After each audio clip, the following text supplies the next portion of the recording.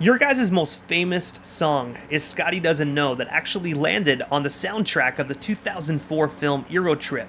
Can you tell us the story behind this opportunity and how did this song ultimately land on the soundtrack to begin with?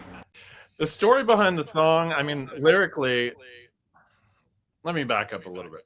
So we were given the opportunity by the writers and directors of the film to write a song for the movie uh, that was, they were looking for a pop punk tune, uh, and it needed to sort of tell the story of the character in the film, Scott, and like how how hoodwinked he'd been by his girlfriend who was cheating on him 9 ways to Sunday. So like basically we were asked to write a song with the lyrics that were going to plague him throughout the film. As you see when you watch the movie, it's like every time he tries to forget about her, it's like pops up in a dance club, it pops up in the elevator, it pops up, it's like, so it's sort of this comic technique or whatever you want to call it. But yeah, we were given the opportunity to submit for the film, and we went up against another writer, and they said, "We love your music, but you kind of need to like take another pass at the lyrics." I think I might have written some of the original lyrics, and they were too sort of like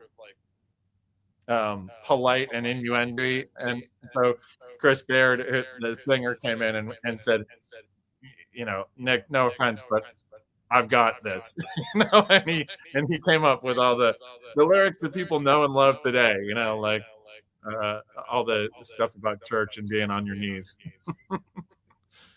The one thing I've always wanted to know, just based upon this particular song, and I know you obviously just answered it with your question about how you guys wrote this specifically for the movie, but I always wanted to know, did you guys kind of know a Scotty in your life or a Fiona? Like, was this loosely inspired by real life events, or was this just something that you just went in the studio and was like, okay, the studio wants this, let's make it happen?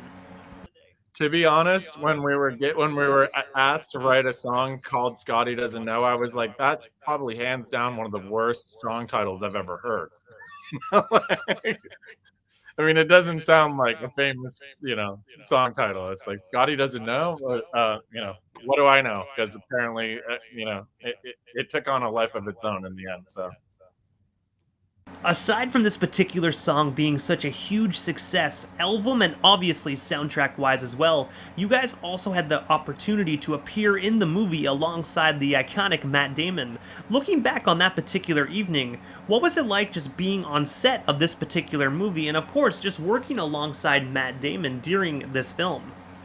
yeah, so we were fortunate enough to be asked by the writers directors to fly to Prague and be in the film. The location that they had secured in Prague like looked like it was like Cleveland or someplace, which is kind of I've spoken to some people like native Czechs who are like, yeah, that's odd because they're like, we really don't have many houses that look American. So anyway, that whole party scene, it looks like it's in the US. It's not. It's like somewhere in the like way in the countryside outside of Prague. Um, and so that was kind of a fun experience because we weren't really actors. We were just brought on set. We were stuffed in a trailer in a field somewhere, and they were hoping we'd kind of behave, but we're getting just bored and drinking beers in a trailer and taking advantage of the catering people to go and make beer runs for us. But yeah, so working with Matt Damon was great. We only saw him for a hot second, but the big story that everybody always likes to know about is the fact that wardrobe had asked to borrow some of the clothes that I had brought, namely the shirt that Matt Damon was wearing in that film was one of my shirts.